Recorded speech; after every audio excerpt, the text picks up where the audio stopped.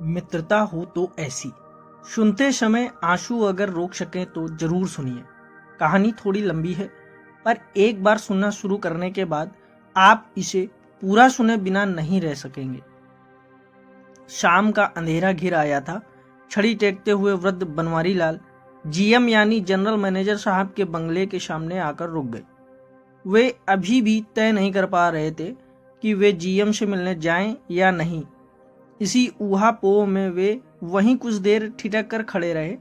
फिर आखिर में अपनी जी को कड़ा किया और लोहे का छोटा सा फाटक खोल अंदर दाखिल हुए। सामने लॉन में कोई नहीं था। ईश्वर का स्मरण कर वे आगे बढ़े। कुछ कदम चलने के बाद उन्हें पोर्च में साहब की कार नजर आई। कार देखते ही उनकी बाछें खिल उठी। मतलब साहब दौरे से लौट आए हैं। उत्साह से उनकी धड़कन सहसा बढ़ गई। उन्होंने शीघ्रता से शेष रास्ता पार किया। बरामदे में आकर अपने जूते खोले और कांपते हाथों से कॉल बेल का बटन दबा दिया। कॉल बेल की मधुर ध्वनि से विशाल बंगला गूंज उठा। कुछ क्षण पश्चात किसी के निकट आने की पदचाप सुनाई दी। अगले ही पल अर्दली ने द्वार खोल अदब से पूछा, कहिए। जी साहब हैं? जी हाँ, मुझे मिलना था, बस 5 मिनट के लिए। आइए, कहते हुए अर्दली ने ससम्मान रास्ता बतलाया। झिझकते हुए बनवारी लाल ने बैठक में प्रवेश किया। जीएम साहब के बंगले पर वे पहली बार आए थे। वहां की भव्य साज सज्जा देख वे अभिभूत हो उठे। संकोच पूर्वक चलते हुए वे एक सोफे में सिकुड़ कर धंस गए। उनका नाम पूछ अर्दली अंदर चला गया। बनवारी लाल अपने में सिमटे हुए बैठक का जायजा लेने लगे। सामने कलात्मक शोकेस में गणेश जी की भव्य प्रतिमा विराजमान थी। उन्हें निहारते हुए बनवारी लाल मन ही मन बातचीत की योजना बनाने लगे। 3-4 मिनट बाद अर्दली वापस आया। उसके हाथ में शरबत की ट्रे थी। आदर पूर्वक शरबत पेश कर उसने बड़ी विनम्रता पूर्वक कहा, साहब तैयार हो रहे हैं, 5-7 मिनट लगेंगे, कृपया तब तक इंतजार कीजिए, और वापस अंदर चला गया। बनवारी लाल संकोच पूर्वक शरबत की चुस्की लेने लगे। लगभग 5 मिनट पश्चात साहब आए। बनवारी लाल तत्क्षण अदब से खड़े हो गए। प्रणाम साहब। अरे वाह। उन्हें देखते ही अभिवादन का ससम्मान प्रत्युत्तर दे साहब खिल उठे। कब पधारे आप? जी आज ही। और सब ठीक है? साहब ने उन्हें अपने साथ बैठा लिया। रिटायर होने के बाद शायद पहली बार मिल रहे हैं आप? जी हाँ। साहब की आत्मीयता से बनवारी लाल अभिभूत हो उठे। कितना समय हो गया होगा आपको रिटायर हुए? मेरा ख्याल है साल भर तो हो ही गया होगा शायद। जी हाँ, 1 वर्ष और 2 माह। समय कैसे बीत गया पता ही नहीं चला। साहब ने घनिष्ठता से उनके कंधे पर हाथ रखा। स्वास्थ्य वगैरह सब अच्छा है ना? जी हाँ। और सुनाइए। साहब के होठों पर स्निग्ध मुस्कान उभर आई। कैसी चल रही है रिटायर्ड लाइफ? बनवारी लाल के हृदय की धड़कनें सहसा बढ़ गईं। उन्हें लगा कि यही माकूल क्षण है साहब से शिकायत करने का। उन्होंने हाथ जोड़ याचनापूर्ण नजरें साहब के चेहरे पर गड़ा दी। एक प्रार्थना थी, साहब। हाँ हाँ कहिए ना, इतना संकोच क्यों कर रहे हैं? जी, बनवारी लाल अब भी झिझक रहे थे। दरअसल कार्यालयीन कार्य था, आप कहेंगे बंगले पर आकर। कोई बात नहीं, साहब ने उन्हें आश्वस्त किया। उसूलों में कभी कभी ढील दी जा सकती है।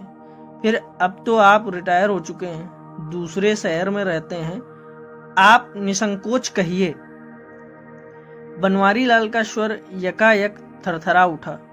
साहब, मेरे पीएफ का और अन्य फंड्स का पैसा दिलवा देते तो बड़ी मेहरबानी होती। पीएफ और अन्य फंड्स? साहब बुरी तरह चौंक पड़े। क्या कह रहे हैं आप? आपको अभी तक नहीं मिले? नहीं साहब। साहब की प्रतिक्रिया से बनवारी लाल को उम्मीद बनती महसूस हुई। अजीब बात है। साहब के चेहरे पर हैरत भरी उलझन उभर आई। साल भर से अधिक हो गया और आप अभी तक चुप बैठे हैं? चुप नहीं बैठा साहब। बनवारी लाल की उत्तेजना एकदम बढ़ गई। कई बार कोशिश की, 20 चक्कर लगा चुका हूं दफ्तर के, फिर भी नहीं हुआ। नहीं साहब, हद है। साहब झल्ला गए। एक ईमानदार और कर्तव्यनिष्ठ रह चुके कर्मचारी के संग यह सलूक। बनवारी लाल की आंखों की चमक बढ़ गई।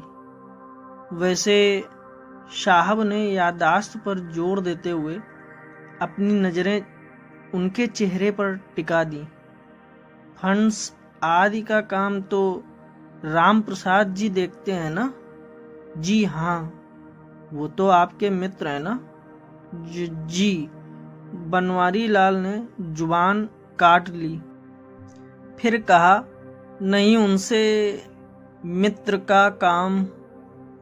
काहे की मित्रता साहब? बनवारी लाल के कलेजे से ठंडी आह निकल गई। दफ्तर छूटा, मित्रता भी टूट गई। चक्कर पर चक्कर लगवाए जा रहे हैं।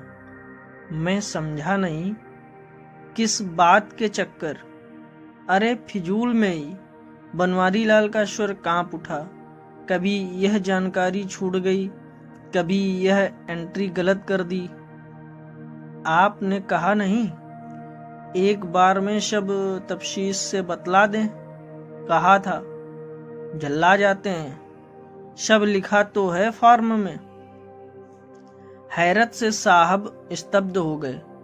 उन्हीं की कंपनी में, उन्हीं की नाक के नीचे इतनी लाल फीताशाही उनके जबड़े कस गए। बनवारी लाल के दिल की धड़कनें बढ़ गईं। कुछ क्षण के मौन के बाद साहब ने सहानुभूति पूर्वक उन्हें निहारा। मुझे बेहद खेद है बनवारी लाल जी। कंपनी के इतने पुराने और ईमानदार मुलाजिम होने के बावजूद आपको परेशानियां उठानी पड़ी। आप एक बार भी मुझसे मिल लेते। आप इतना व्यस्त रहते हैं, महीने में 25-26 दिन अन्य ब्रांचों के दौरे। इत्तेफाक से आज आप यहीं थे। खैर, जो हुआ सो हुआ। मृदुल मुस्कान बिखेर साहब ने उन्हें आश्वस्त किया। अब आप रत्ती भर चिंता ना करें, कल आपका काम निश्चित रूप से हो जाएगा।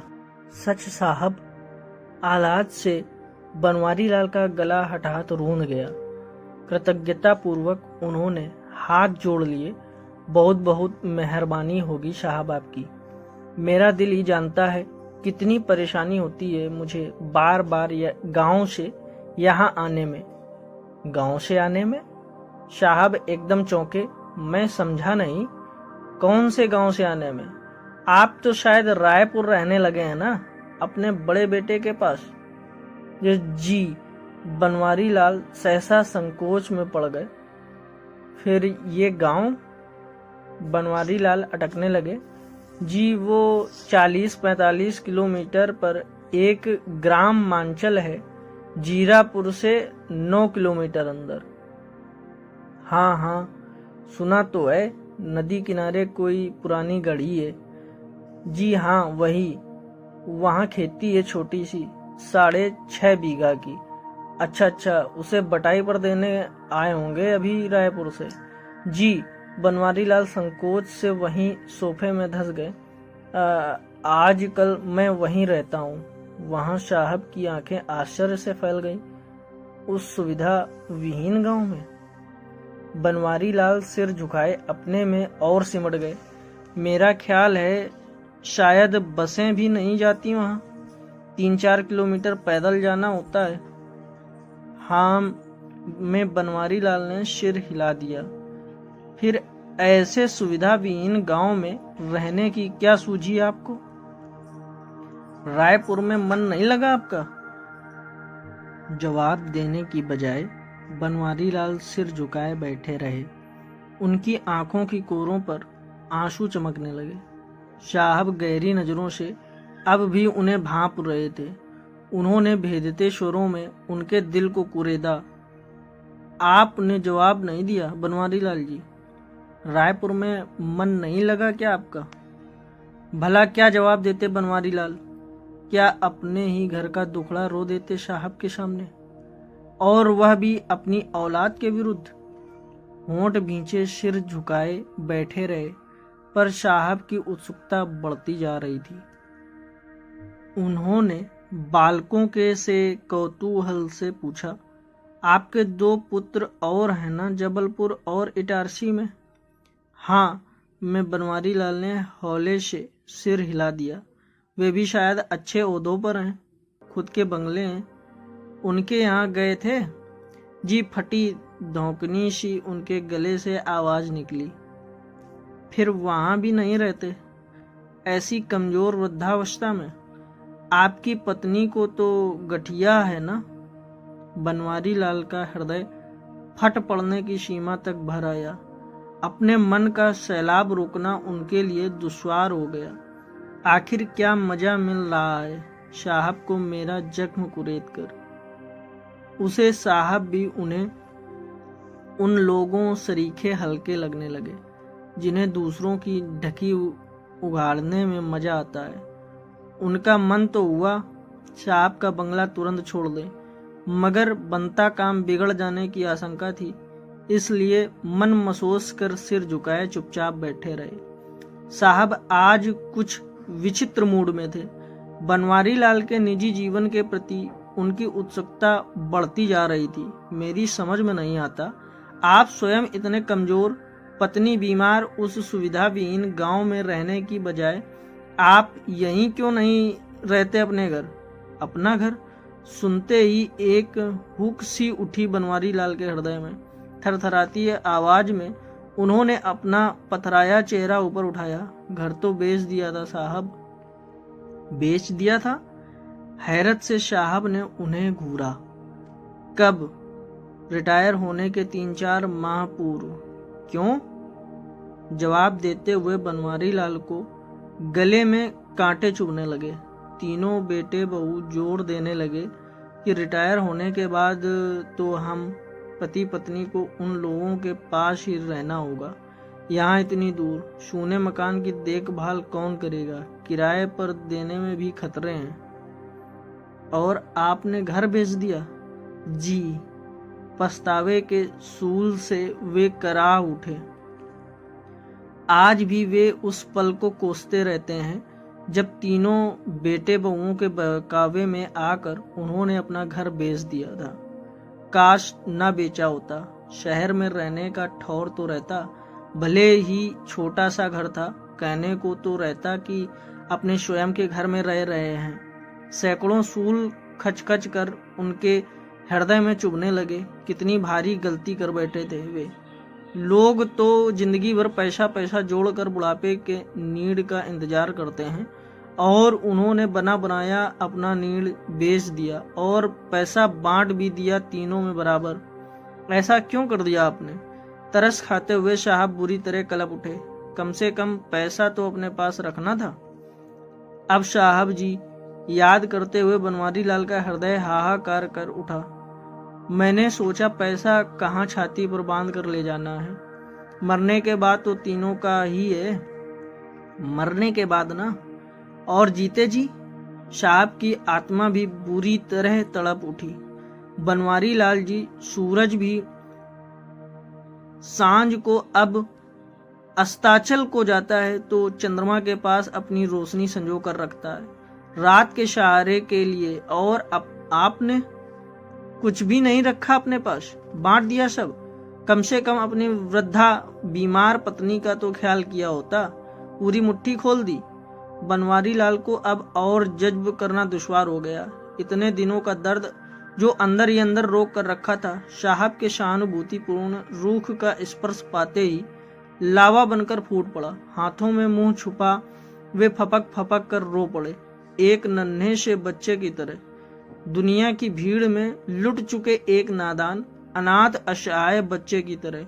उनका करुण रुदन रोके ही नहीं रुक रहा था। कुछ नहीं बचा साहब मेरे पास, कुछ भी नहीं। ले देकर बस ये मांचल वाली जमीन है। दाम कम रहे थे। उस वक्त भगवान ने कुछ ऐसी बुद्धि दे दी कि बेची नहीं। लड़कों को भी जानकारी नहीं थी उसकी, वरना साहब स्तब्ध सुनते रहे। बनवारी लाल सोफे से उतर गिड़गिड़ाने लगे। मेरे फंड्स के पैसे दिलवा दो साहब, बड़ी मेहरबानी होगी। बार बार मेरे बूते का नहीं रहा किराया लगा कर आना, 1 रुपया खर्च करना भी बहुत सोचना पड़ता है साहब मुझे। साहब को अब और सुनना दुश्वार हो गया। पिता के उम्र का एक वृद्ध इंसान उनके सामने इस तरह। उन्होंने खींचकर वृद्ध बनवारी लाल की कृशकाया को अपने बाहुपाश में जकड़ लिया। भावातिरेक में उनसे बोला नहीं जा रहा था। किसी तरह दिल पर काबू पा उन्होंने रुधे कंठ से बनवारी लाल को आश्वस्त किया। अब आप रत्ती भर चिंता न करें बनवारी लाल जी, आपका काम हो गया समझो। ब्याज समेत एक एक पैसा आपको मिल जाएगा। सच साहब? कृतज्ञता से बनवारी लाल की सूनी आंखें चमक उठी। हाँ में सिर हिलाते साहब आत्मीयता से मुस्कुरा दिए। अब तो खुश? आह्लादित बनवारी लाल ने उनके हाथों को अपनी सजल आंखों से लगा लिया। अच्छा बनवारी लाल जी, उनकी पीठ थपथपा साहब ने उनके मन को खंगाला। फंड्स का पैसा मिलने के बाद आपकी क्या योजना है? बस ये पैसे मिल जाएं, बैंक में एफडी कर दूंगा, फिर ब्याज से। और रहेंगे कहाँ? मांचल वाली जमीन बेचकर यहीं शहर में छोटा सा घर ले लूंगा। रायपुर या अन्य बेटों के पास नहीं जाएंगे। कटुता और नैराश्य से उनके होंठ फड़फड़ा कर रह गए। साहब उनके चेहरे पर आते भावों को भांपते रहे। कुछ क्षणों के मौन के बाद उन्होंने गहरे स्वरों में पूछा, बनवारी लाल जी, क्या आपको मालूम है आपके फंड्स के काम में अड़ंगे कौन डाल रहा था? किसकी हरकत होगी यह? जाने दो साहब, मेरा काम बन गया। अब मेरे मन में उसको लेकर कोई कटुता नहीं है। फिर भी कौन होगा वह अड़ंगेबाज? है तो वही जो कभी मेरे मित्र राम नहीं बनवारी लाल जी, वे नहीं, मैं स्वयं आपका जीएम। आप? हैरत से बनवारी लाल की आंखें फैल गईं। अविश्वास से वे साहब को देखते रहे। हाँ बनवारी लाल जी, मेरे ही कहने पर राम प्रसाद जी टाल मटोल कर रहे थे। बनवारी लाल को अब भी विश्वास नहीं हो रहा था। साहब बेहद गंभीर थे। आपकी रिटायरमेंट के महीने भर पूर्व राम प्रसाद जी मेरे पास आए थे और उन्होंने ही ऐसा करने के लिए मुझसे अनुरोध किया था। मगर क्यों? बनवारी लाल जी, साहब की आवाज भारी हो गई। आपकी आंखों पर ममता की पट्टी बंधी थी। आप कुछ देख नहीं पा रहे थे, मगर राम प्रसाद जी ने सब भांप लिया था। क्या? आपके बेटे बहुओं में से एक भी आपकी सेवा नहीं करने वाला। सबके सब अपने अपने हिस्से पर नजरें गड़ाए थे। बनवारी लाल की आंखें आश्चर्य से फैल गईं। साहब एक एक शब्द तौलते हुए गहराई से उन्हें घूर रहे थे। बनवारी लाल जी, यदि फंड्स के ये पैसे भी राम प्रसाद जी रिटायरमेंट के दिन ही दिलवा देते तो बनवारी लाल का कलेजा मुंह को आ गया। वे तो इनका बंटवारा भी तीनों में कर देते। फिर आज क्या करते आप? सोच कर ही बनवारी लाल भीतर तक दहल उठे। क्या हालत होती उनकी आज? उनके नेत्र पुनः छलछला आए। वे व्यर्थ ही अपने मित्र को दोष देते रहे, मगर उसने तो उनका दिल अपने मित्र से मिलने को तड़प उठा। वे जाने के लिए तत्क्षण उठे, तभी उन्होंने देखा राम प्रसाद ठीक उनके पीछे खड़े हैं। राम प्रसाद कहते हुए वे उनके गले लग फूट फूट कर रो पड़े। दोस्ती का फर्ज कैसे अनोखे अंदाज में निभाया था इस निर्मोही ने। दोस्तों, चैनल पर अगर पहली बार आए तो चैनल को सब्सक्राइब कर लें, और ये वीडियो अगर अच्छा लगा है तो कमेंट में जरूर बताएं।